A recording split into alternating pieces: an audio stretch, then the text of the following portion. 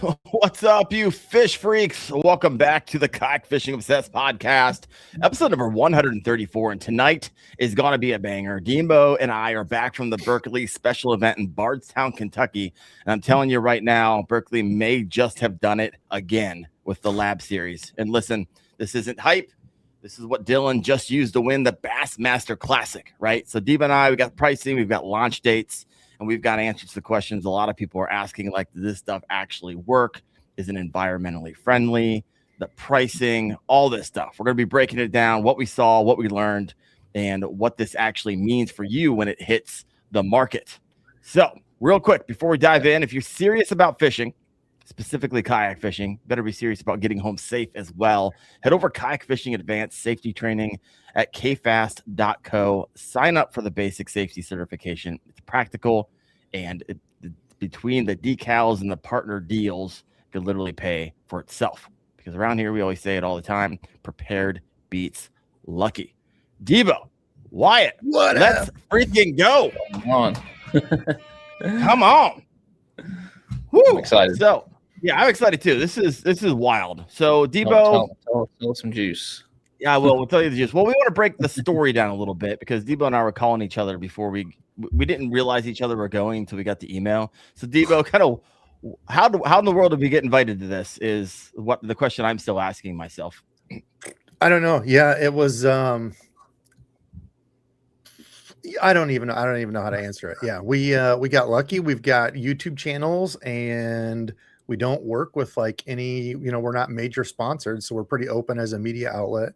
And that's why we were part of the offer. So yeah, there wasn't that many content creators here. So essentially, what it was Berkeley. They didn't go to iCast, right? And all the money that they saved on iCast, they're like, hey, we're going to take a little different approach. And it's my understanding that they, instead of spending all this money going to a trade show, they're like, hey, let's bring a lot of media to this area and launch our new products. And luckily, we were a part of that. And so I didn't figure that out until I got the email and I was going through the list of people I didn't recognize. I was like, Debo's on there. Sweet.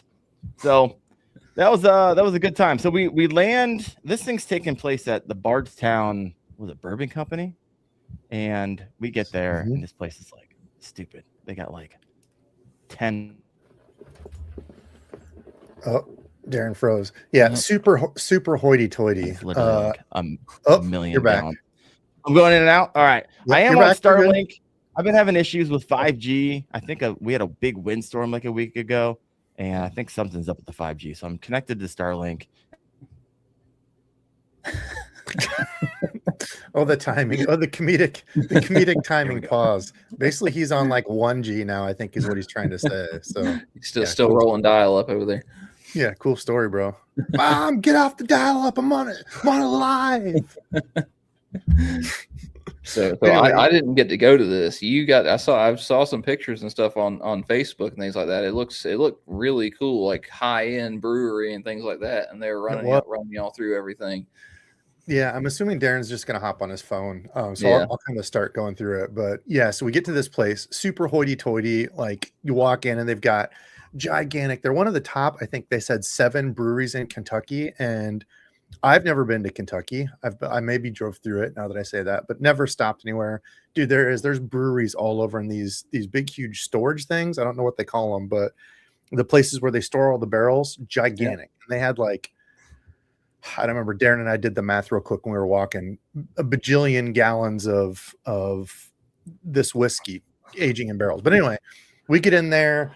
Thank God for Darren, because talk about feeling out of place. I'm like sitting there and we're talking, and the guy's like, "No, I'm head of Hummingbird and president." And this other guy's like, I don't remember. He worked for somewhere. And they get to me and they're like, "What do you do?" And I'm like, I'm Debo's Fishing. I have a YouTube channel. They're like, "Oh, that's cool. That's nice." I'm like, oh my God, thank God Darren's here. But yeah, so we do this big tour, and I'll wait for him to talk about the marketing deal that they did to have a doctor take us through this tasting experience. There he is. There's the man. So I was just telling him how I felt out of place, and I'm thank God that you were there, because they go around the table and they're talking about these titles, and I'm like, Darren, I feel a little out of place. He's like, nah, we're good. Let's just have a good time. So It was. I would have felt really out of place if it wasn't having you there. 1000%. I didn't know anybody else there. I knew of people like, oh, there's the tactical bassing guys. I say you were buddied up with the tactical guys. Then I tried to get Darren after he talked to them. I was like, all right, dude, let's go sit down and talk about it. He's like, what? No, come here. He's like, I'm with you. So then he wouldn't even sit with me. He just sat with the tactical bassing guys and pretended like I wasn't even Oh my gosh. Messed up. Man. You're froze on my screen going, oh, that is the perfect shot right there. Yeah, there we go. You're back. I hate my internet. Yeah, that's junky. Anyway, so go ahead. So I told him about feeling out of place. I told him about Bardstown a little bit. I don't know. I didn't know what all you wanted to go into. No, it's good. We don't want to finish. That's not why people come here to hear the story. It's kind of like fun to talk about. But the real juice tonight is essentially they allowed the media to post all of our stuff today because tomorrow they are going all out. Hog wild, if you will. Yeah. Nope, you're not frozen. You're good. Oh, maybe. Okay. Yeah. Anyway, yeah. So he just said, "Screw it, I'm out." So anyway, there was one cool thing that we did. We did a tasting or a taste, smell, senses thing to tie in everything with like the new Berkeley scent and all that stuff, which we'll get to in a second. But the doctor was blind. Dr. Hobie was his name, doctorate, and I don't remember something, super smart dude. And he starts talking, and I'm kind of like, this is going to be lame. Like, to sound like a very judgmental prick, I was like, this is a blind guy. He's probably never fished. Like, this is going to be dumb. And I couldn't have been more of a profiling jerk by saying that, because as he started walking you through it, it was like different smells. And then he was like, taking you out through, like, once you sprayed them with water, how the smells changed and stuff, and you're blindfolded the whole time. So I'm sitting at the table with these, like, with the tactical bassing guys on my left, the head of like freaking hummingbird or some dude, totally out of place. And we're all blindfolded going through this. So it was actually really cool. Dr. Hobie does fish. He's a big saltwater fisherman. Nice. Yeah. So I felt like an absolute jerk. I told Wendell that, and he's like, wow, you are a prick. I was like, yeah. But yeah, it was really cool. So they tied it in because like you're taking these tastes and stuff and tying it in with smell. So it was really neat. Then they're like, okay, now let's go look at the stuff. So Wendell, I'll let you take it from there. That's when we got to go downstairs, and they had the whole array all set up, and this is where we'll have pictures and stuff. Yeah. So we get to these tables, and they have these cylinder water things. Like, obviously they're going to show off a bait, but what they showed off was kind of wild and crazy. So it's going to be. Let me walk you through some of the media that we got here. All right. Which one? All right. So let's walk through what the first they talked before they even said anything. You guys see what I'm seeing here? Yep. So this is essentially the makeup of their new lab series. And so essentially they're taking their max scent, right? And they're layering it with their power bait. And then they're putting this rapid release slime, which is disperses it over time. And if you guys saw on my podcast, on my YouTube channel today, it won't release obviously indefinitely, but it releases depending on the bait anywhere. Debo, wasn't it between 10 minutes and 20 minutes? 10 to 20. Yeah, I think they said the minnows are like 20 minutes. It probably just depends on how big the plastic is, but yeah, like 10, 15 to 20 minutes. And that is really the thing, right? And so the uniqueness is that it's poured, right? So you're going to have different layers, and they're building on what their 40 years of other things have been successful. When did they come out with all these things? Oh gosh, power bait. I mean, I was throwing that in the 90s. The one big difference. Yeah, the one big differentiating thing to me that I never understood was the power bait is the taste. There's just a tiny bit of smell to it, really, but it's really the taste. Like when they grab it, it tastes, whatever they've calculated, it tastes good to the bass, which I've always had the most confidence in power bait. Like out of all the scents, like I'm never big on the sprays and all that. Yeah. Well, then they talked about the max scent, which is this really slow release. So it's a real gradual, kind of release that kind of helps aid the power bait. And then you've got this new addition to it, which is essentially this chumming of the water, this fish slime that's like this rapid release. And when he shows you the pictures, it's pretty cool. They dyed it purple. Normally it's going to be completely clear, like you won't be able to see it, but they dyed it purple just so we could see it in the tank. And yeah, it's pretty substantial. And I think Dylan Nutt, the young man who won, using it, super nice kid. Anybody that talks crap about him needs to get slapped because the kid's super nice. But I think he was even saying, like, when he wasn't getting bites, little rage. Yeah, like it. That's what it was, man. When he wasn't getting bites, he would be using one for a little bit. He'd tear it off and get a new one and automatically start getting bites. Now I don't know if that was all marketing or not, but it's a very interesting twist on scents and stuff. Because a lot of the scents, if they're not water soluble, they're not doing anything. Like if they're just an oil-based dip, doesn't mix with water. It's not actually dissolving into the water, so it's just there. Yeah, it's just extra. So we watched last week's podcast.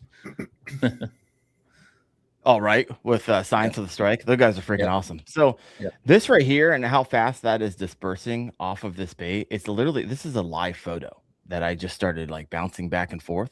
And so it is dissolving fairly quickly.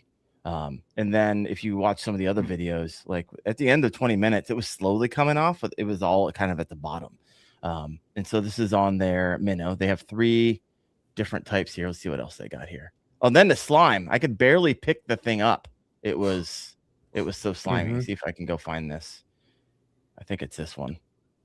John Mango lasts about 20 minutes. The slimy, chummy stuff that comes off it. About 20 minutes is all it'll last. Yeah. Right now, they said they. You're probably going to say the same thing. Go ahead. So, well, yeah, because this is their finesse worm. That's only going to last, what, 10 minutes? Yeah, I think they said 10 to 15 on the smaller ones. Yep. And so the minnow is going to be the 20 minutes, which when we get to prices here in a little bit, you're going to be like, oh, man, that could add up fairly quickly. I think it's important to know, even though when the slime and all the scents obviously is gone, it's not fully soluble, right? You're still going to have a great Berkeley bait. You just essentially got a power bait max scent bait then, which is still better than, 8 out of other 10 things with nothing, no scent on it at all. So yeah.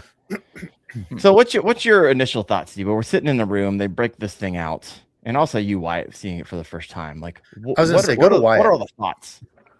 Go to Wyatt. What does Wyatt think? Yeah, Wyatt. I'm a huge max scent lover from the day that it came out. I wasn't big on power bait before, but I mean, just the water solubility of the max scent smell. I feel like the fish hold on it and fish chase it, and especially whenever you're seeing fish like stare at a bait, I feel like, I don't know, that smell helps them decide to eat it.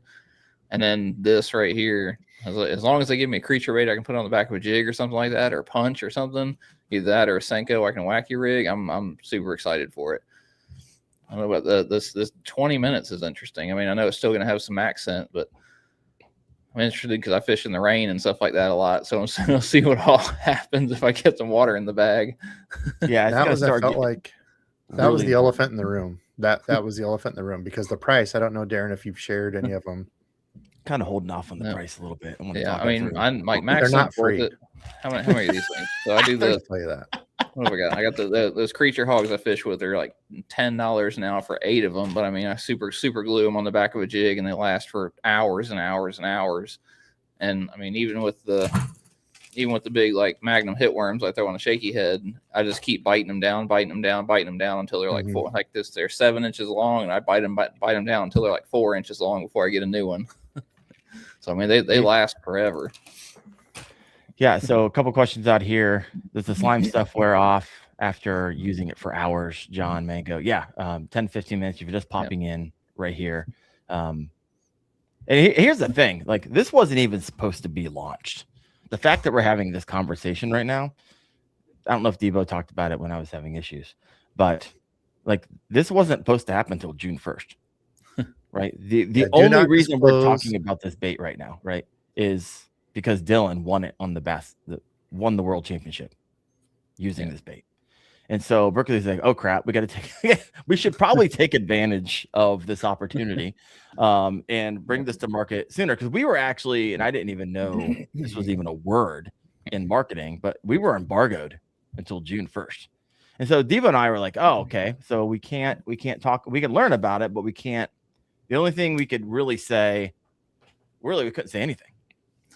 There's probably 50 people there from the media. You got Wired to Fish. You got, Outdoor Life. You got, there's 50 or 60 people in the room who all write in some type of media. Like, do not talk about it until June 1st. They had black Escalades out there for anybody that discussed that they were black Escalades that were showing up at your house. So I'm thinking, oh, sweet. So there's only like a handful of content creators. And as a content creator, like people who watch us, I can't just go, ChatGPT and write up an article and then it be ready the next day. Like I need to get my hands on this bait. I need to fish with the bait. I need to find the nuance of it. And so I can answer questions with a little bit more authority. And like, that was like last week. Like it was right before the Bassmaster Classic. And they're like, hey, actually, we're going to launch this on Tuesday / you guys can launch all your stuff on Monday, which I appreciate. Don't get me wrong, but like I don't have that bait in hand. And so it was a little bit frustrating. I was hoping to have the bait in hand, have some videos actually using on the water. But here we are talking about it because it is going live. They didn't give you any? What? I got a package of each. You got a pack? How'd you get a package of each? I was about to say that the SUVs are pulling up in front of his house now. Wait a minute. Oh, no. Oh, they didn't give them to me. I just said I got a package of each. They didn't know I got them. Yeah, I guess you could have walked out with a few. I don't know. Yeah. Maybe they're looking at your pockets on the way out. SUVs. Yeah, they had to frisk search us all when we left. Yeah, so here we are. It's been fun. Today's been interesting. There's been a few people. I saw the Wired Fish article. I think I saw an Outdoor Life article. I posted like a fiend today. Because I know tomorrow, once they actually get their press release out, it's just going to start going a little wild and crazy. But a couple other questions coming in. Well, Wyatt, it looks like you have something to say. I know the cool thing was like Berkeley's, it sounds like they're rushing at the market, but Berkeley has put millions and millions and millions of dollars behind all of this stuff. I mean, if anybody does any research on how much research Berkeley themselves do on just all of this stuff, just how much I'll say the scent, how much scent affects the bass, like the shape of the lures affect the bass. Like they have entire research labs set up to studying exactly what makes a bass bite a lure. So it's not anything rushed. So I'll say, even though they say that they're kind of bumping it up from June to now, like it's still a fully finished product. Without having hands on it yet, I believe it's still fully finished.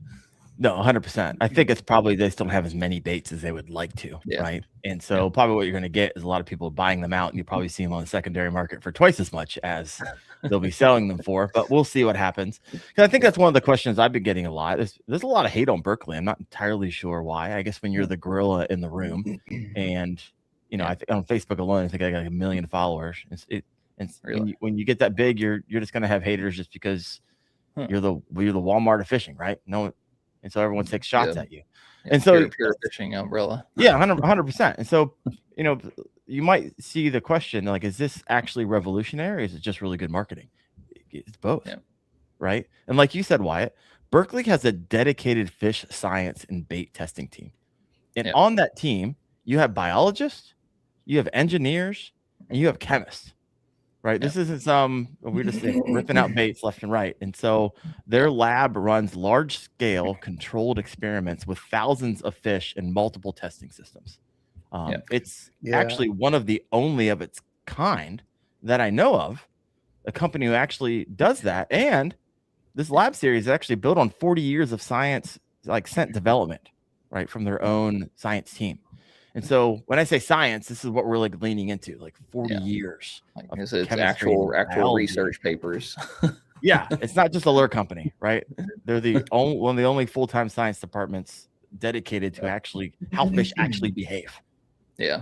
And I think part of it's how they market it. Like some of the marketing things they've had in the past are kind of corny, like where they have the scientists and that, like, yes, they have that, but from a fishing standpoint, some of them come off as pretty corny to me anyway. Yeah.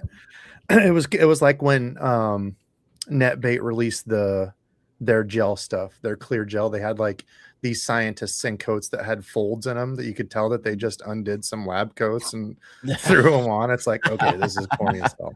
So Berkeley gets some of that. So I understand some of the hate, some of it's self-inflicted, but yeah, they really do. Like when they were talking up there, they had, I forget how many chemists, like they were showing the insides and they weren't wearing lab coats. They were just, normal dress people. But yeah, I mean, they've got a big, huge tank. Like I forget how big the tank is. I want to try to get over to the their facility, which is in Spirit Lake. So it's like 3.5 hours northwest of me, but they still manufacture, I think, all their lines there.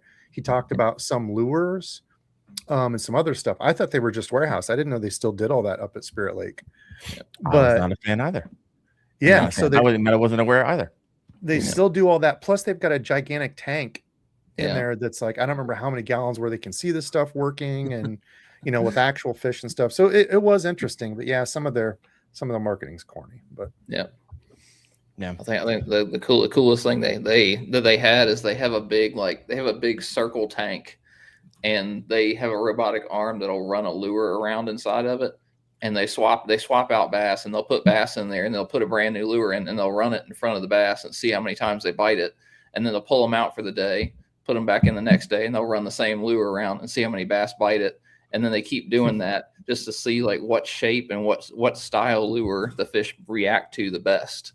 So like if the first day all 10 fish bite it, and the second day 9 fish bite it, and the second day another 9 fish bite it, that's a good lure. And then like the next day they'll run a different kind of lure in there, and like the first day 10 fish bite it, the second day like 5 fish bite it, and the third day 1 fish bites it. That's a bad lure.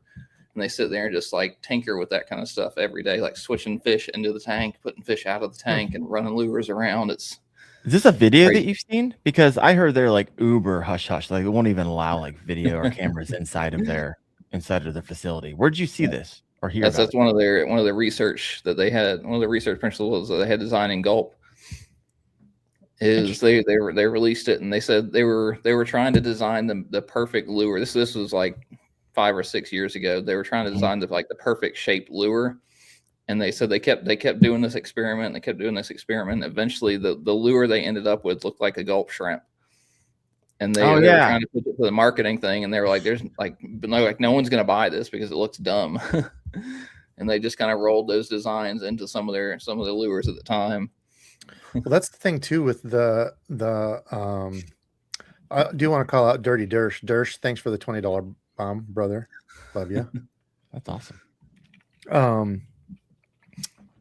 What were we talking about? Oh, the older gentleman, I forget his name. I didn't write down names. I'm bad at that. But he was talking about they've had the gel slime coat stuff for a while, and they didn't know exactly how they wanted to incorporate it and like use it on some of this stuff.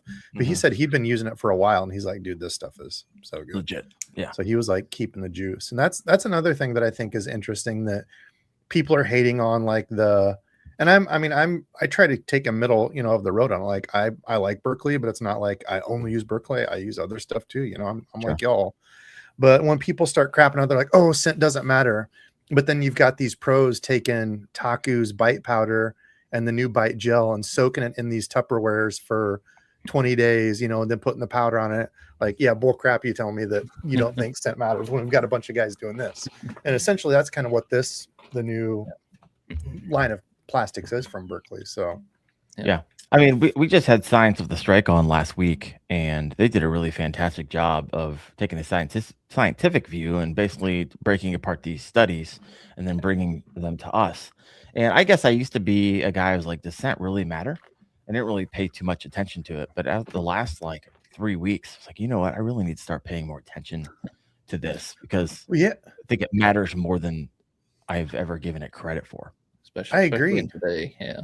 Especially when they started talking about fish's nose compared to us underwater, they can smell essentially what would be the equal of a dog smelling in air is about the same distance and type of smelling that fish have underwater versus other fish. Now there's different fish like sharks that can sense blood from a bajillion miles away or, whatever. But he said for most like freshwater fish, yeah, it's about equal to that of a dog. And it's like, damn, that's pretty crazy. I mean, you think what dogs can smell and sniff out, right?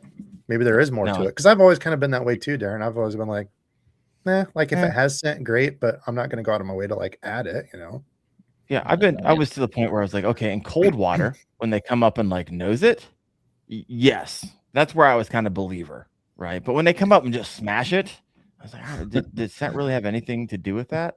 And maybe my misunderstanding of how bass and their ability to pull that scent from really, really, really far away. I think it's just a world that I wasn't aware of. I am a believer now, to be completely honest with you.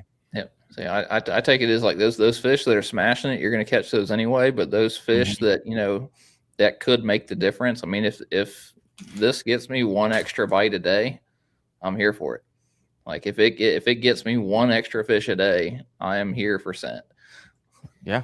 No, I hear you. Let's go over here to the comment section real fast, because I think there's some interesting comments that might lead to a little bit more discussion here. All right, let's head back up here.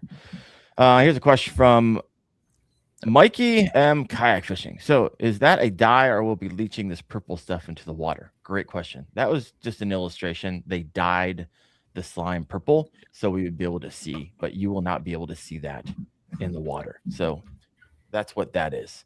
Also, a question that we received, and it was a question that was asked to the panel of designers: is this stuff like toxic? Because I was getting a lot of comments. Oh, great, we're putting more and more chemicals into the water. And so when that was asked by one of the media, they essentially said no. Like, and essentially the spirit of the conversation is we love fisheries, we love fish, we make a living off of fish. If we started putting chemicals in the water, and they didn't say this, but I'm just thinking in my mind, we just start putting toxic chemicals in the water and kill our bass fisheries, we're out of business.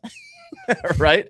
Now they made mention that obviously the PVC is not biodegradable, but they also were like, hey, you kind of like tickled the idea of we're actually working on something like PVC that if you do lose it, and they're like, do not throw these baits in the water afterwards. They said that like multiple times, but they might be working on some technologies that replace the PVC, right? And so this could be interesting. Be really interesting. Any other thoughts on that? Anybody want to take a? No, they did bring that up multiple times to not throw your used plastics in the water. I'm like, who does that? Does there people that really just rip off their stuff and throw them in there? But yeah, they were transparent about it. They're like, yeah, you know, the baits still aren't 100%. You know, that's something we're working on. So that must be a thing. I don't know. In the comment section, let us know. Do you know people? Or did you think at one point that it was okay just to throw your used plastics? Because maybe they thought it was biodegradable. I'm curious as well, because like you said, Debo, he said it multiple times. It's like, okay, you must know something that we don't know.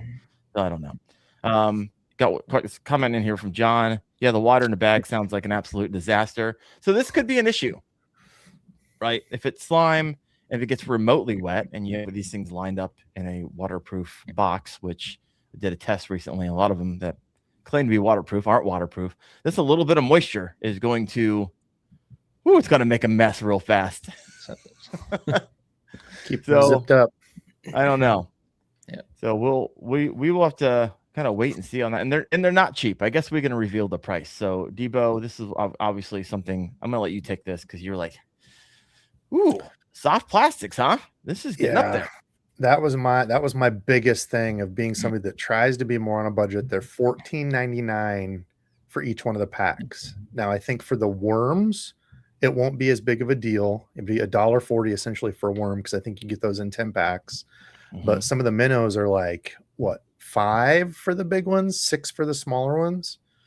So $3 a pop. I mean, that's pricey, but I think it's going to be reserved for those times where you think you need it, right? If they're sight feeding and they're just reacting, like the day we were just out, me and my buddy Chris, Saturday, and I think they would have ate a bunch of hooks just tied to the line running through the water. They were just destroying stuff.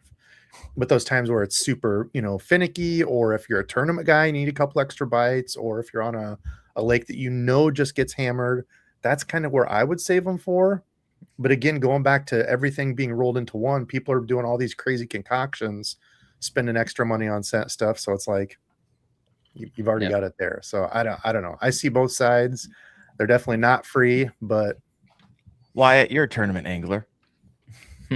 What if these work like they say they work, right? And we've seen some of the proof already in the pudding.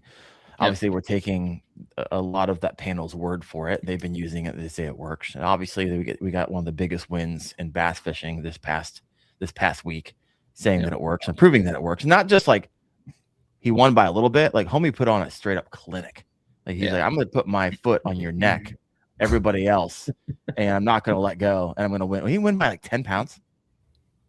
Yeah, 10 pounds over. Yeah, 10 pounds over second place. Like in that elite series, 10 pounds is my gosh. Yeah. So no, granted, do all the work. Homie's good at what he does. I'm not trying to take that away from him, but it definitely performed on one of the highest stages. So Wyatt, if this works like it says it works, and what you're hearing, how much would you pay as a tournament angler? I mean, I was expecting to hear $19.99 for the back. Oh, were you? Okay. Yeah. So I mean, $14.99 is not terrible. And like I say, we got a comment right there. I'll say Berkeley is pretty much consistently on sale. Like even on their website, they like to run 33% off and stuff like that. Like they think they were running it as of last week. They were running 33% off. Like you can find it on sale, and I'd say I'm gonna live with if it gets me one extra bite during a tournament, I'm gonna use it. If I feel like it justifies, like it will make the difference, especially like I was fishing Lake Murray yesterday when going behind 25 other boats where we're all bed fishing and stuff like that. If that's what it takes to get that fish to react after it's seen lure after lure after lure after lure all day, then I'm gonna pay the money for it. Yeah.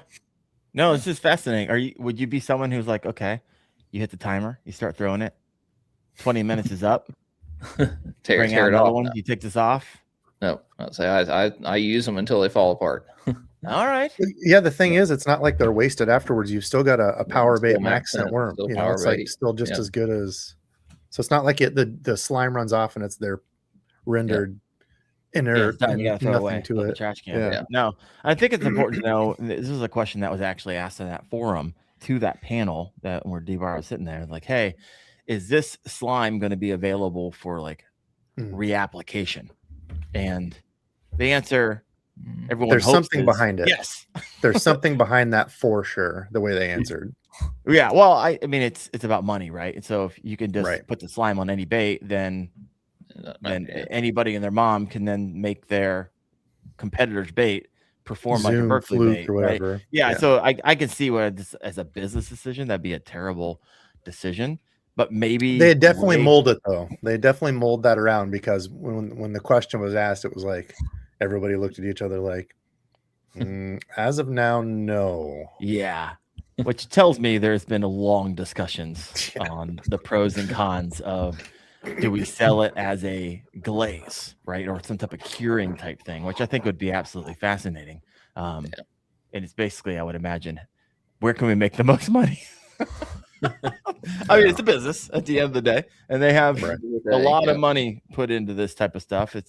I would imagine that chemists and biologists and all these people are not expensive to employ.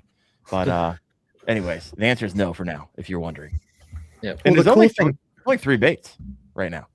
3 baits, 2 sizes in the minnow. But the cool thing is they're all open pour, and I don't know if they're open pour machine assist or if they're all actual hand pour. I would assume they'd have to be machine assist. Yeah. But they said all open pour, and with the open pour technology they use, they can now have translucent colors in power bait, which was something they couldn't have before because the plastisol makeup or whatever they use makeup. There was one other thing I was going to say. Colors and layers, because it is open pour, they can do layers, which they couldn't do very easily with even doing like dual colors. They couldn't do with the power bait stuff because of the mix. So yeah. I'm interested to see what happens once like the north fully starts icing out, because smallmouth are the ones that are super attracted to scent and everything. So right. And if you use it in moving water, my gosh, that scent could go 30, 40, 50 yards, and they could potentially pick on, but who knows? I don't know. I was trying to find. Do you have pictures of them all? We do. We're getting there in a little bit. I'm working through some of the comments here, and I just saw a comment over here. What are the 3 shapes? We're going to get into the shapes and all the color waves here in just a moment. But I love taking some comments over here from the comment section. We'll get that in just a moment. Here's an interesting comment from TGC1775. Literally stuffing gel and etc. in a bait has been a thing for years. I want elastic bait that you can refill easily. A lot of them you can do that. Yeah, and I saw some comments today that, hey, like Q8, I guess, is another company that has something similar to this that came out years ago. And so And I was asking Debo in the green room, it's like, is there anything that Berkeley's going to come out with that someone's not going to be like, hey, that looks like, or someone's done this before? Like, how possible is that now? And with all these bigger companies, medium-sized companies, and these garage makers that get really creative with their designs, is everything moving forward going to look like or feel like a straight-up copy? I mean, I think your answer is right there with the quickie ball. Like, there's new stuff coming out all the time, and when it works, it takes off. But a lot of the times it disappears, and then years later somebody will make something, and you'd be like, I feel like I saw that years and years ago. I saw somebody make something like that. But I mean, let's say you've got evidence right there with the quickie ball stuff that new designs and everything are coming out. Well, even the whole minnow shaking. I mean, people were Demiki rigging and doing strolling stuff for a long, long time before all this took off. And then, you just needed the perfect storm of forward facing plus this. And it's just 8 billion minnows on the market now. Forward facing is going to be interesting because I was actually talking to Chad Hoover. This is his thought. I was like, oh, that's fascinating because they're coming out with 360 live. And eventually forward facing sonar is going to be give it years, people won't even be using FFS anymore. It's going to be 360 live. And so that's going to be wild and crazy when Lowrance rocks that out here in just a little bit. So I don't know. This bass fishing is moving fast and furious, and it's fun to keep up with. We got some comments over here. John Mango, Maxent is basically the only thing I use from Berkeley. You got Adam Ward 4556. Berkeley Gulp is the only thing I use for pan fishing. I don't even bother with live anymore. Wow, that's a testament. My goodness. You got William, the amazing Bill Dance said the scent is the strongest scents in a bag bass. Man. Oh, wow. I haven't been paying attention to comments. There's 81 comments over here. Have you seen anything over there, Wyatt, that we should talk about before we hop over into some of the colorways and the 3 baits that they got rocking out? I'll say nothing too crazy. I mean, it's a lot of Maxent believers and things like that. Yeah, you got fishing with Gramps. Yep. Hope it's more like power bait versus Maxent. Hated the action of the new chicker crawl. And this is was another question, right? And you'll probably be asking this in just it's layers, so right, it's layers. But the question is, okay, we're going to see 3 that they're launching with. Is there going to be any more? Yes, there's going to be a long line of baits because, like, oh, I would love to see like some type of crawl with this scent kind of emulated from it. I know Wyatt, you're probably like, oh man, I'd love to get a jig trailer that I could throw with this on it. All right.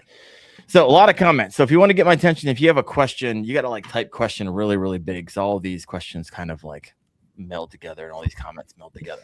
Yeah, all right. Let's head over here. Front, like you normally do on mine. Yeah, questioning caps big old caps question on the front. Yep. All righty. So let's head over here. Let's walk through. Let's take a look at the finesse worm. Is that showing? Oh, that's trippy. Yep. Showing. Wow. That's weird. Did I disappear? Over you though. My place? Yeah, here. I'm gone. It's all right. You don't need to see my later, face. nerd. You've seen a lot of my face. All right, first up, Berkeley Lab Series finesse worm. It's going to come in a variety of different colors. So for those of you listening in and you can't see what we're seeing, I'm going to call those out. So you got bold bluegill, which is going to be a layered. It looks like it's really small on my screen. Is that correct, Debo? Yeah, it's layered. Yeah, they're all layers. Layered. Yeah, morning dawn, red flake. You got payload, which is like a green. I can't really make out the bottom color. Prism shad, which I think was what you're referencing. It's more of that translucent color on the top. That's the ones we had on the plate, I think. Oh, is it? Is that what that is? I remember right. Yeah. Awesome. Sunset, which is like a violet reddish orange. Ember jelly fusion, like a purple. Oxblood red flake, platinum shad, spectrum, and violet morning dawn. So these are all going to be 6-inch, and there's going to be 10 to a pack. And Berkeley right now is just going to be offering 10 different colors. Now, let me back this out because I actually got these swimming. I got some videos. See, I think that's where the money's going to be. Those and the other worms are going to show. I think that's really for me anyway. All right, let me find it. So, unfortunately, I don't have like a video of durability. Adam asked. I would say they're average. Probably 2-3 fish. I mean, I felt the plastic and it felt pretty normal. I mean, it was soft, but it wasn't like Senko soft. So but it's hard to pick up once they get wet. My goodness, they are uber slimy. All right, I have got the footage. Got it. Here we go. All right, let's take a look at this finesse worm, and you guys can talk over it. What's your thoughts? It's a finesse worm. Yeah, like I wish they had it died. I mean, that's what I wish. And so you can kind of see the how it moves through the water. Is kind of durability is also going to be kind of pulled out from that. No, it looks more buoyant than regular like Max Scent or the Power Bait. There you go. Which looks going to be interesting. I don't remember them saying that. I think the big one was the minnow when you get to that, because that did have a different buoyancy piece to it that was pretty interesting. Yeah. Kayak Jack's like, hey, that'll be killer on the Nico. Kayak Jack's like, everything is going to be killer on the Nico. I love it. And speaking of Kayak Jack, this is like a special edition for the kind of a mashup between Debo's Fishing and the KFO show. But I'm going to have Kayak Jack tomorrow night on the KFO show at 8:30 p.m. Eastern as well. Homie's picked up over 2,300 fish last year. Like, he tracks every single one. If you know him, he like tracks them all. 2,300. And so we're going to be breaking down how he actually puts that many bass in the kayak. That's insane. So good work there. Let's take a look at some of the other ones they have. So we looked at the finesse worm. Now let's look at the flat worm. Here we go. So these are going to be 3.6 inches long. It's going to be 10 to a pack. Only 9 colors. So you're going to have jelly fusion, just like the finesse worm. Obsidian black, which I don't believe they had in finesse worm. Platinum shad, which they did. Tactical. The wakasagi, the bottom. Violet, morning, dawn. You said yes on the wakasagi. Yeah, that wakasagi's badass. The Highland shad was badass, and so was the Ember jelly fusion. Those three were like, there we go. Money. And then prism shad, oxblood, and then Highland shad. And then so yeah, these are let me break these down for you. It takes me a minute to toggle back and forth. So I've got the video footage on this. I've got a Cayuga tournament in June, so if y'all get a hand on any of those before that and want to send them my way. All right, here we go. No, I'm trying to get hands on them myself. Yeah, I don't know that we'll even have them before June. Yep. We'll have to wait till they're released and just hurry up and buy them.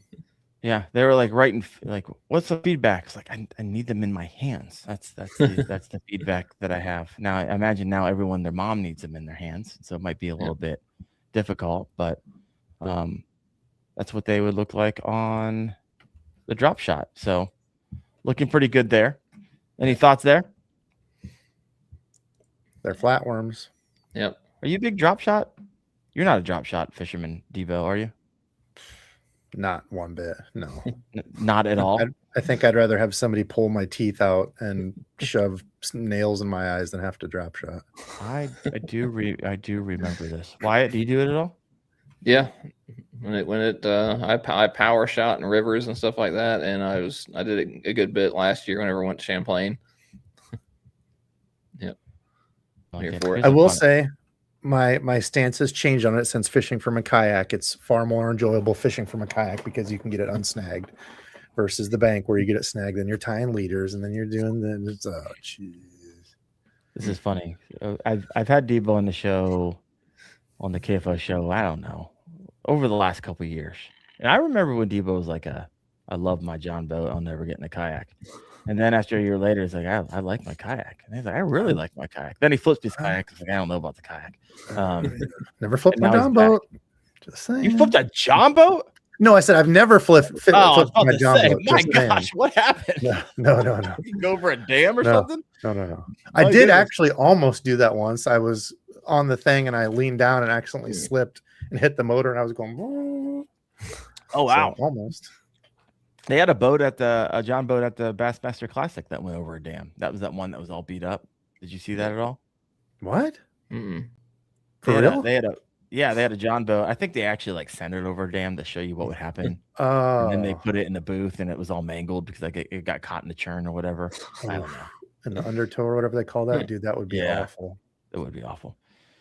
All right. And now let's head over to the The minnow. The girl of the hour, the minnow.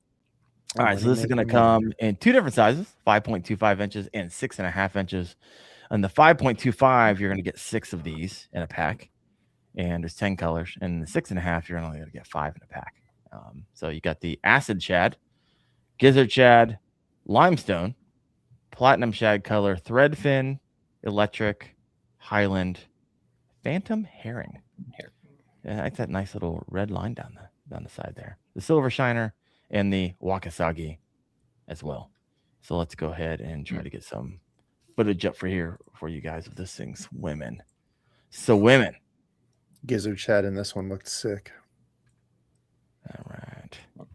That phantom herring. Nope. Oh, you take your picture off. So there we go. Now let's get this thing swimming. There we go. No, I've never been someone to be. I've actually really never got around to like strolling minnows before, but man, that looks juicy. I need to get more into it. Debo, yes. Do you use FFS? Do you use minnows to? Oh yeah, bud. I'm scoping, and no, I don't even have. I just got a forward-facing Eagle Eye. I don't even know how to use it for open water. Yeah, I used it for ice fishing. It was awesome as hell for ice fishing. It was sweet, but no, I haven't even got it hooked up or anything to use it for the kayak. But I think the big thing to point out with the minnow on this one that was interesting is it's got the a noose hole that goes up through it, and it's like an air chamber. So it's got like a little beehole air chamber deal. And that's to keep air in it. So when you're mannering it side to side, it helps keep it horizontal in the water column. So I thought that was interesting to see how much that'll make a difference. Otherwise, like if you don't really care about that, you could always pack that with scent too. So you could even scent charge it up even more. I'm like, well, do you have any more of that slime coat that we could stick in there? Because you told us that was the best scent. We're like, well, we don't sell that. So I'm like, thus the conundrum here. What are you telling me? You know? So I love it. Comments over here. You got hawk fishing, shaking the minnow. Give me that minnow over here from Chris. Everyone wants this thing. Fishing with Gramps said, hey, that is insane action. And for someone who shakes a minnow, I'm going to take your word for it. I have like the budget FFS as well. So I have the Eagle Eye 9, and it's one of those things that I don't like. I'm just starting to kind of use it, but it's interesting. I was like, for the first time, I was like, oh, wow, there's my lure.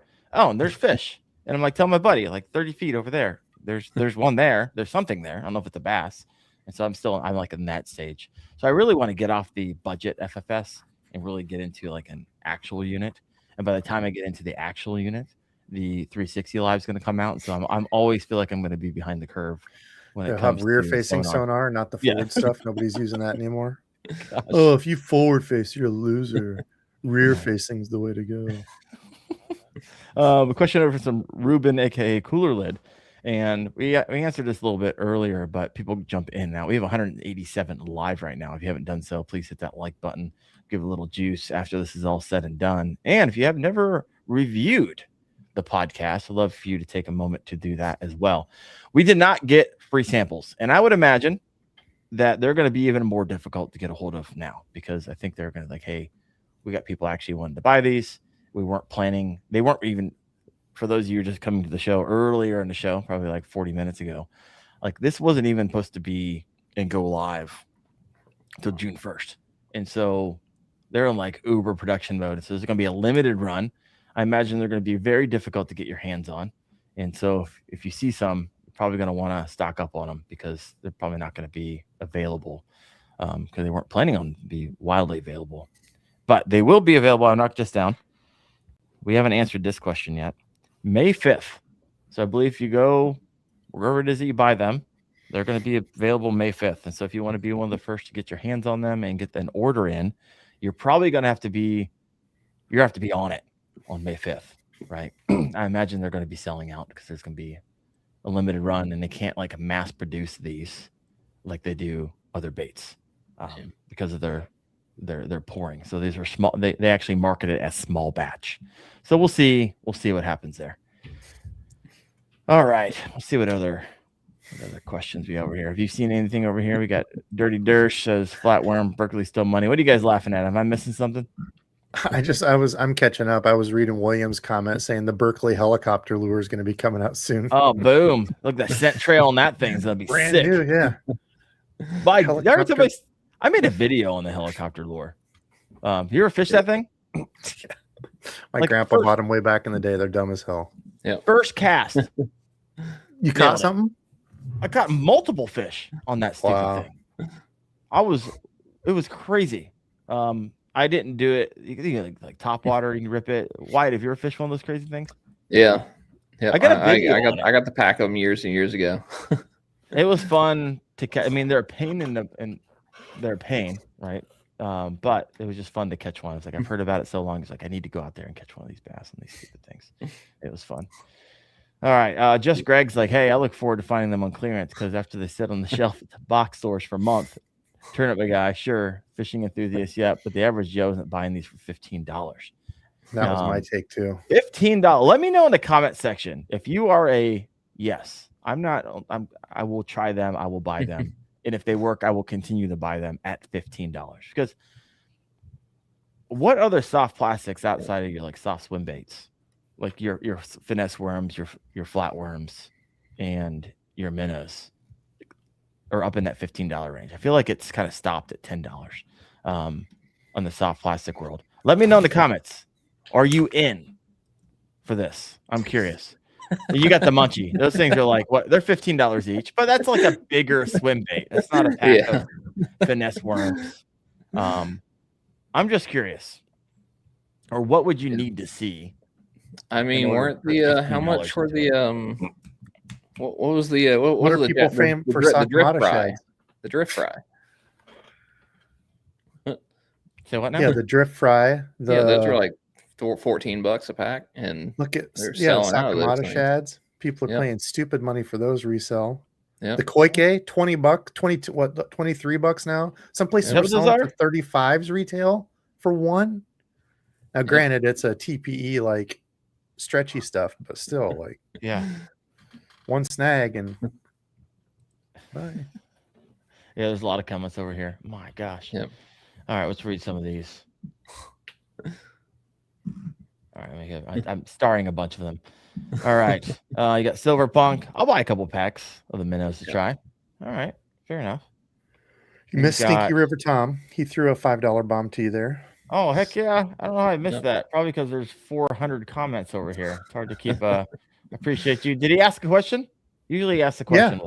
Big support. What was this question? If you go to start, it should be up there too. In the start things, I think it saves all those. There it is. I've heard some Northwood folks claim scent matters more when it's cold, mainly for e-socks. Any thoughts on this? Or is it an old wives' tale? Matters more when it's cold? I mean, whenever it was cold, that was when all the old timers were breaking out the pork frog. Mm-hmm. Mm-hmm. Yeah. I always this is where my understanding has always been, right? It's cold, then it matters more. But then again, I don't have scientists and chemists and biologists, and I'm not running tests every single day. And so I still think it's like to be proven. Now, granted, if you guys didn't hear it and you're just chiming in, Dylan Nutt he won the Bassmaster World Championship using the minnow. And so that's a nice little testament. But also we're sitting in front of the panel of people who created it. And although I have no reason to believe that they're lying to us. Also, this hasn't been wildly tested by the average person at scale. And so I'm really interested to see. Say what? That's what I think will be fun. Yeah, going out with a buddy and being like, okay, let's try to fish the same areas. You fish a Zoom trick worm with nothing on it. I fish this thing. Let's see if there's like a noticeable difference. Like we're fishing the same areas and it's like 20-1, something like that. Or is it like, oh, I caught one more? I don't know. I think it will be. I mean, I don't think Berkeley is going to put their name on something if it literally doesn't do what they say it's going to do. Right. That would backfire fairly quickly. So I believe they've got something. I think they've got something unique. Like they had something unique with power bait. They've had something unique with gulp. They've had something unique with, a max scent. They every time they launch something scientific or something new, it's usually a banger and it's usually a mainstay. And I have a feeling this is probably going to be the same thing. All right, let me see here.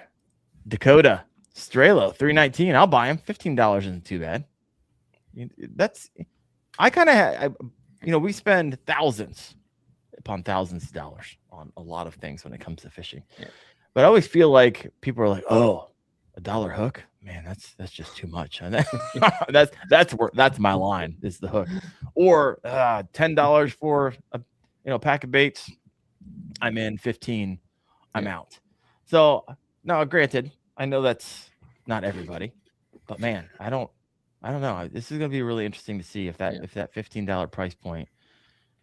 I believe tournament people are going to rip through them. I believe tournament, at the highest level, is going to be like, hey, after 15 minutes, I'm just switching out to the next one. But that can get really expensive really fast. So we'll see what happens. Army Outdoors member for 33 months. My man, appreciate the support there. Great live, fellas. 2026 is going to be fun for us. 1,000%. I love Ralph. He actually rolled by my neck of the woods and was fishing a lake that I love fishing. Of course he did. Second largest bass lakes in Ohio. And I guess he didn't realize where I lived. That's because no one actually comes to Northeast Ohio. So I don't even know why he was up here. But the guy's met or knows at least 87% of every fishing person on YouTube. 100%. Ever. I see him all the time. He's got a photo with somebody knows else everybody. That lives in a different state. Went to Easter breakfast with Mike Eikenell and his grandma, if that tells you anything. So freaking love it. Not joshing 25 is like, I'm going to buy and resell to the idiots. I'll pay $100 for the That's what they're doing with Sakamata shads. That's the thing that we were talking to the Berkeley guy about. It is, because I straight up brought it up to him. I said $15 a pack, like that's tough. Like, have you guys gone through the cost stuff? I mean, like that's my big concern. He's like, we have. He's like, when we went through the release of the flatworms with the Maxent, there was people buying and reselling those for $40 a pack. There were for a long time you couldn't get a flatworm. Everybody was buying them up. Yep. If you were smallie fishing, you needed the flatworm. So it's like they've done it, and I think it's going to be something for people that have a favorite.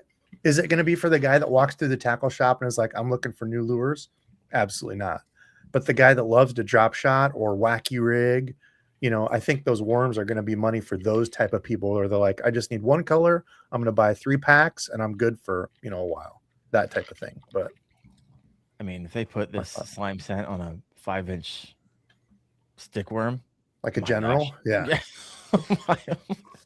I mean, it's already stupid, the hit rate. And so to add that to it, I'm surprised they didn't start with that, right? Yeah, have a start with one of the most widely used techniques in bass fishing by everybody. You'll be like, okay, we're just gonna come out of the gate with the stick worm. So here's a question, Wyatt and Debo and everybody else listening in. All right, so they're gonna launch these 3 baits, and we'll see what happens.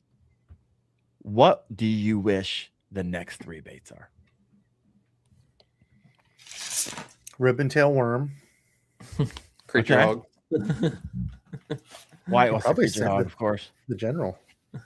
There you go. There's the 3. That's my 2. That's only why it's 1. I've got to see a creature bait.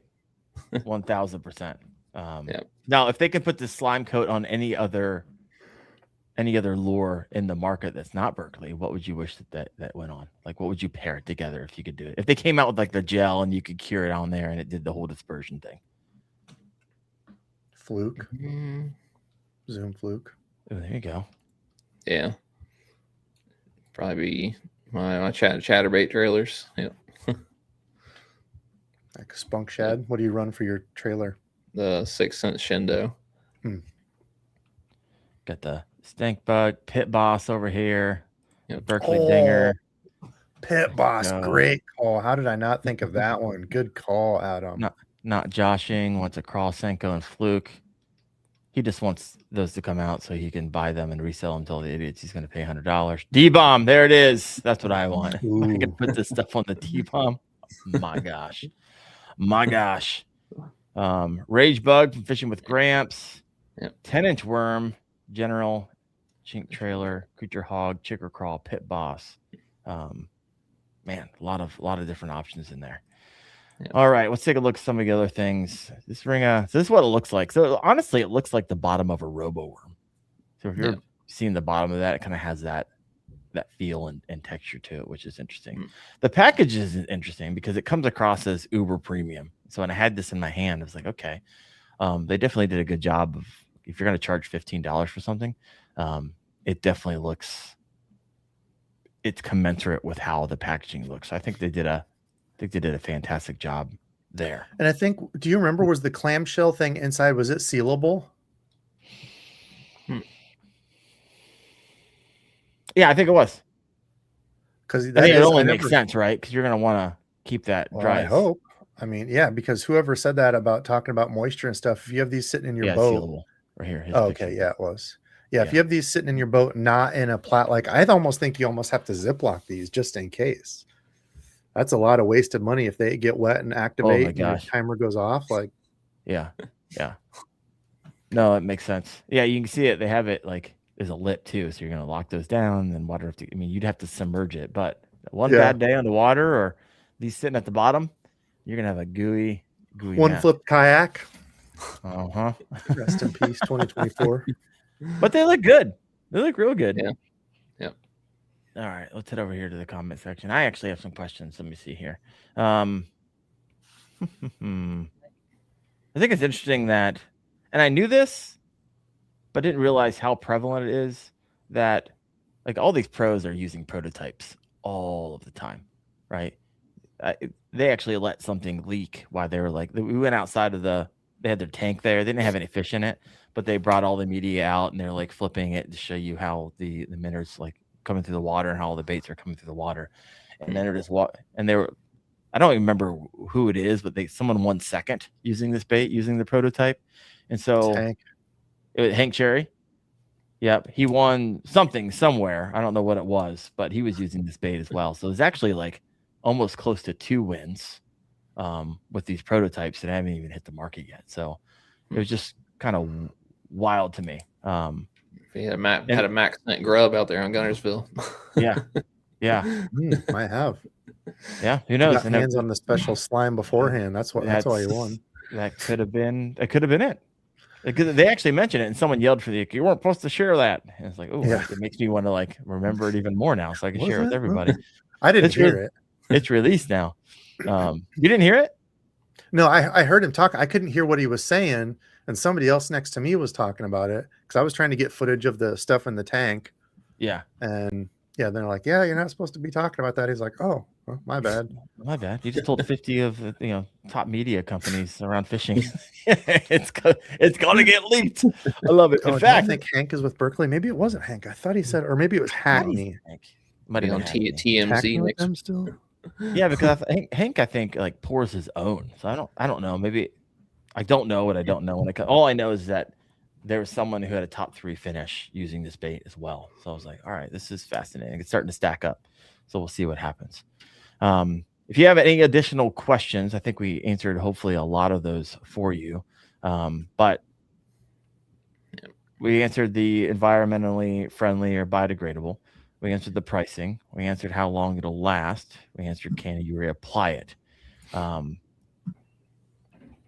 How much of the advantage is this really going to give over standard plastics? I think it's like to be determined, to be seen.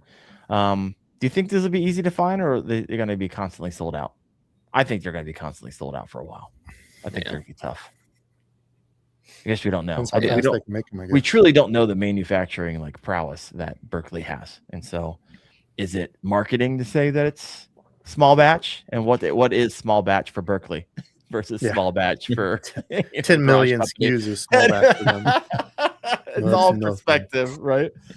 No, this has been interesting. So something that's been interesting to me is as I've been diving into Berkeley has been Hank Cherry used a prototype grub.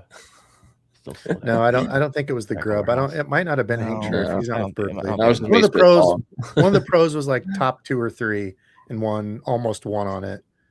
One of these that was unreleased. I thought it was Hank Cherry, but I could certainly be wrong. Yeah. I don't know. So that's really all we know. Is there anything else that you can think of, Debo, that we didn't come across? That was a question that was going to be answered. I mean, asked and answered that we didn't talk about. No, I think we hit the big things. Yeah. Yeah, this is going to be This is going to be an interesting show. Now, when we get our hands on it, of course, we'll do our best to kind of bring our thoughts, but we will see. We'll see what happens. I'm interested to see how they perform. Yeah, 100%. And we're going to get hopefully someone from Berkeley who's actually on that. There's 4 guys up on the panel. Yes. And we asked him, and Debo, since we had a really great conversation as we were feeling really out of place with a lot of other people there. He broke the ice for me. He did. Yeah, I don't know how about you, but when he came over and like sat with us and talked to us, because we had kind of talked before, so I think he kind of remembered me.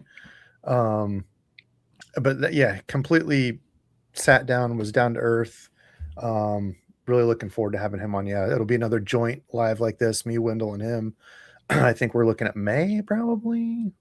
So yeah, a little we'll bit. see. But there's some red tape, and I think it was like, hey, since with my role, which is one of the designers at Berkeley, like I have to get these type of things approved.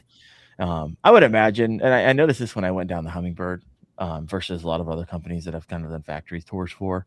It got real corporate real fast, and when you get larger and larger, of course they're trying to protect the brand and trying to make sure these launches are things don't leak. Make sure they got to vet the people that they allow to go on shows, and so it might take a little time, but yeah, this be interesting. I mean, you're only how far? It's across the state for you, but you're closer than I am to Berkeley, correct? Yeah, 3.5 hours. So I'm gonna try to get out there, set up a thing, and go tour it, and hopefully I can film. I don't know if I can or cannot film. I would hope so, or else it would be boring for y'all. But we'll see. Maybe. Now it would be money if they did some type of sneak peek factory tour. Freaking, I'd fly out for that. That'd be amazing. But it's my understanding through some of the research that I've done today that they don't allow any filming unless I'm sure it's highly curated from their own team. So I could be wrong, but that's the information I found today. And so you're not going to be able. This might be the reason we haven't seen like a lot of these testing, fishing tanks and all these type of things outside of what they wanted you to know. But I've yet to see a content creator walk into Berkeley and pull out a video like a factory tour video. You haven't had Debo out there yet. I mean, I know, right? That'd be freaking awesome. You got Mike on the Water TV. He's like, hey, I'm like 25 minutes from Berkeley, and I used to work there. Oh, that's awesome. What you used to do there, Mike? I'm curious. Yeah, the only thing, I could have swore that changed when it's been a while back when they moved some of the stuff, but they have like an outlet there that I've actually, my buddy's been to and shopped for me. But they have an outlet like of Berkeley stuff, like old discontinued rods. They'll have like destroyed packaging or things that didn't, like you used to be able to get huge things aligned where like the plastic got broke on it or something for dirt cheap. You get older rods. That's awesome. They used to do that in Columbia, South Carolina. The Pure Fishing, like because Pure Fishing's up there, and they used to have all of their it was Fluger, Shakespeare, Ugly Stick, all that. You'd go into a warehouse. I mean, 200,000 square foot warehouse, and there's just trash cans of rods, just all like factory seconds and Fluger reels by the just truckload in there, and you can buy them all for like 80% off. Yeah, we used to get 8 billion line roll spools of Trilene mono XL red box. Yeah. Still love it to this day for dirt cheap. Dude, we just need to go out there and just fish Spirit Lake with some of the Berkeley guys. That's what we need to do. I would love to. I like it. There's 2 parts of it. I forget which is which, east and west. One is like super deep and clear and scares the hell out of me. The other one's cool. You just need a boat or some sort to get out and around on it. And I never took my John boat up there because it had little sissy wheels. You can only go like 55 on, or else they'd explode. So, we actually got an answer back from Mike on the Water TV. He said he worked in the plastics gulp and packaging, and it's called the Fisherman's Factory outlet that you guys are referring to. And he says you can still get huge spools of line still there. Yeah, they would have some badass sales. Yeah. Then you got Ben Wilkie over here commenting. He said, yeah, I think Tyler Berger, which is Bass Fishing HQ, also in Columbus, one of the other creators in Ohio, mentioned a big tour with a bunch of social media guys, but I never saw any of the footage. I haven't seen that either. Doesn't mean it doesn't exist. So if you know that is out there, I would love to actually watch it. Don't Doesn't mean it's always a no. I know with Hummingbird, I haven't seen another factory tour out there, but somehow was able to get my claws in there, and that's awesome. It took a while to get that approved, but we got it approved. That is up and going. It's at 30,000 views. So if you want to see in Eufaula, Alabama, the only fish finder still made here in America, you want to see that factory tour, it was fascinating. Absolutely fascinating. Like from the PCB board all the way to packaging, like that's all done in Alabama, which is wild. Just wild. All right. You got some Dakota. I get some good Abu Garcia deals. It's Fishery Factory Outlet. We need to make this happen. So whenever we get our contact Debo, and when we have them on, we have a little sidebar in the green room. Like, hey, we gotta make something happen. One, I gotta get out. We haven't fished together ever. We've drive out here. You got a place to stay. Drive. Gosh. Yeah. From where are you at, Ohio? Freaking way. Can't be that far Northeast of a drive. Ohio. No, it's I think a lot longer than you think. 4 or 5 hours you'll be here. 4 or 5 hours. I can't get to Chicago in 4 to 5 hours. He's like, I got nothing. It was. I just drove the gutters filling back. I'm tired of driving. I want to do some more fishing.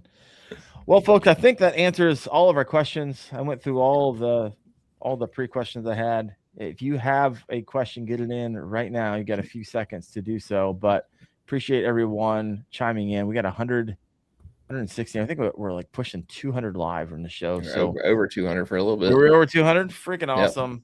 Yep. Debo, thanks for making this happen. And I look forward to probably in May to having someone who was part of the design of this on the show, and we can pepper him with a bunch of questions he probably won't be able to answer, but we're going to ask him anyways.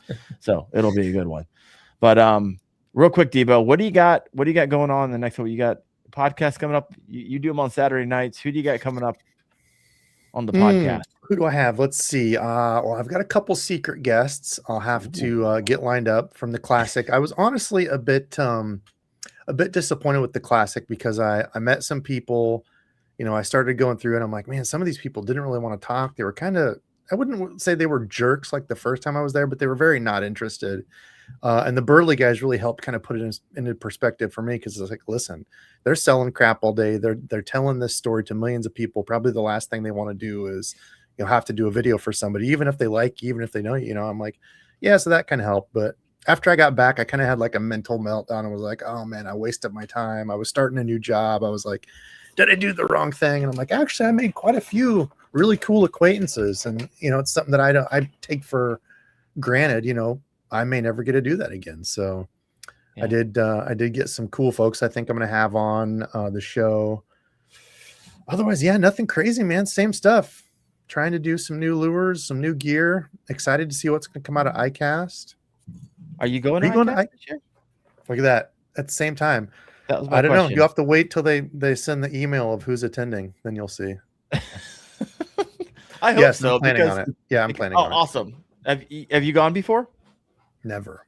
Okay. So what's interesting between the Classic, right? I think they touted 150,000 people at the Classic, which, trust me, there's a lot of people there. However, how they count that is they have people sitting at the door. I don't know if you saw them. They're just clicking, click, click, click, click, click, click, click. But there's multiple places you can go out and in, because it's not just one giant convention center. And so if you walk out and go in, you get clicked again. If you walk out and go in, you get clicked again. And if you got to the food truck and walk back in, or you walk, you know, you can be clicked like 15 times a day. So that number is definitely inflated. But nonetheless, let's say there's 120,000 people there. Still a lot of people, but very difficult to have conversations with. Or at least meaningful conversation. The beauty of ICAST is only like 15,000 people there. So it's just trade showish. It's not open to the public. And so you're able to have a whole lot more meaningful conversation. So I think that'll be a whole different experience. I know it was for me. In fact, that's the reason I didn't stay for day 2 of the Classic. Because I was like, oh man, it's gonna be a ton of people, a ton of parking. It's packed. I'm a germaphobe, to be completely honest with you. Every time I go to some type of with a lot of people around, start shaking hands, I always get sick, and I can't afford to get sick as the breadwinner of my family now. And so I can't be out for a week. That's just that's brutal on a lot of different levels. So we'll see what happens. But Debo, appreciate you. Tomorrow night, On the KFO show, I have the man who's caught over 2,300 bass, and we're not talking like, did he actually catch 2,300? Or is that just a number? No, like homie tracks every single one of them. We got Kayak Jack, Marty Hughes, a friend, big fan of what he's doing, and he's gonna be breaking down the Neko rig, something he has dialed in like a freaking machine. And so Wyatt will be on too. Wyatt, any last words? Any additional thoughts? Nope. I want to see if Marty's going to be using any of this stuff. So, heck yeah, heck freaking yeah. So hopefully, trust me, when Debo and I get our hands on it, and Wyatt gets our hands on the new Berkeley Lab Series, we will let you know. All right, folks, you guys have a great rest of the night. I will see you tomorrow night at 8:30 p.m. Eastern. Debo will see you this Saturday at 7:35 p.m. Central Standard Time. There we go. 7:35. That's what I set up for 7:35, so I make it. Why 7:35? Well, because anytime I set it for 7:30, I was always like 4 or 5 minutes late. So I just set it for 7:35 and plan on being on at 7:30, and I make it on time. So strategic. Hey, plus playing mind games with yourself. I love it. All right, folks. Appreciate you all for chiming in. I hope you learned something new, and we will see you on one of our podcasts in the future. You guys have a great night. We'll see you.